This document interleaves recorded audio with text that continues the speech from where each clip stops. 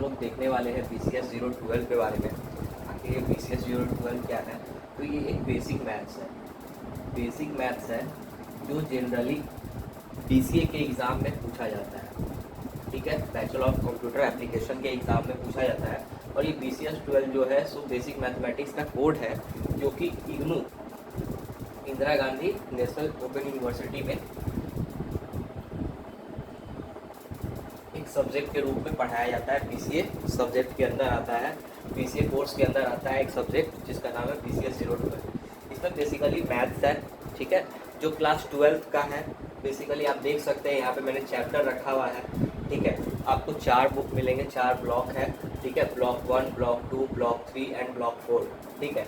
Block 1 के अंदर हमको अलजेब्रा 1, ब्लॉक 2 के अंदर अलजेब्रा 2, ब्लॉक 3 के अंदर हमको कैलकुलस और ब्लॉक 4 के अंदर हमको ज्योमेट्री के बारे में पढ़ना है, ठीक है।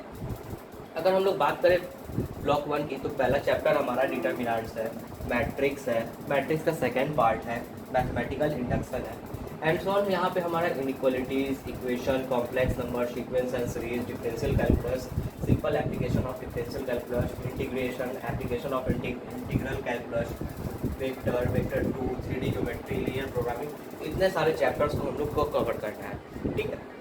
तो बेसिकली हम लोग को सारे चैप्टर्स में कुछ ऐसे चैप्टर्स हैं जिनसे सबसे ज़्यादा क्वेश्चन आते हैं, जिसके वेटेज ज़्यादा है।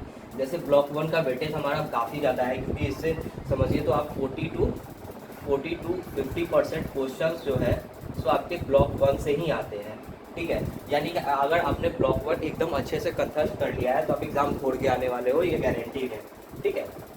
उसके बाद कुछ क्वेश्चंस कैलकुलस से 10% के आसपास आते हैं, 10 to 20% मान के चलिए कैलकुलस से रहते हैं, और कुछ क्वेश्चन इससे भी रहते हैं, ठीक है। यानी कि अगर आपको कुछ क्वेश्चन इससे भी रहते हैं, sequence and series, complex number, ये सब से कुछ ज़्यादा रहते हैं, ठीक है। मतलब मिला जुला के अगर चलोगे आप, तो अगर आपको ओवरव्यू पूरा अगर डिटेल में भी नहीं पढ़ना है, अगर आपने सिर्फ इम्पॉर्टेंट क्वेश्चंस को सॉल्व किया है इस बुक के लिए, इस सब्जेक्ट के लिए, देन आपने क्या करना है, ये सब्जेक्ट को फोड़ के ही आना है, ठीक है।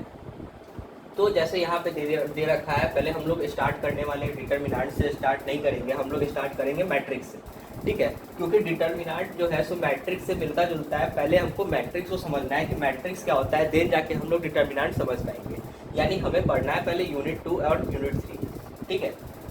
तो आज का जो ये पहला वीडियो था, ये हमारा सिर्फ इस बारे में है कि ये हमारा चैप्टर क्या क्या है, क्या क्या पढ़ना है, हम लोग कैसे पढ़ेंगे, और कैसे हम लोग पढ़ने के साथ साथ इसके जो इम्पोर्टेंट क्वेश्चंस हैं, सब्जेक्ट के चैप्टर वाइज जो इम्पोर्टेंट क्वेश्चन है, जो हर साल पूछे जाते हैं, रेगुलरली पूछे जाते हैं, उन चैप्टर्स को हम लोग कैसे डील करेंगे, सिर्फ इन चीज़ों के बारे में हम लोग इस चैप्टर में देखेंगे, ठीक है। कि कैसे हम लोग को इम्पोर्टेंट क्वेश्चंस को सॉल्व करना है, ठीक है। हम लोग पढ़ेंगे, बिल्कुल पढ़ेंगे, हम लोग डिटेल में पढ़ेंगे, लेकिन हम लोग का फोकस रहेगा कि नंबर ऑफ क्वेश्चंस को कैसे हम लोग सॉल्व कर पाए, ठीक है, कैसे हमें मार्क्स उठाना है, ठीक है।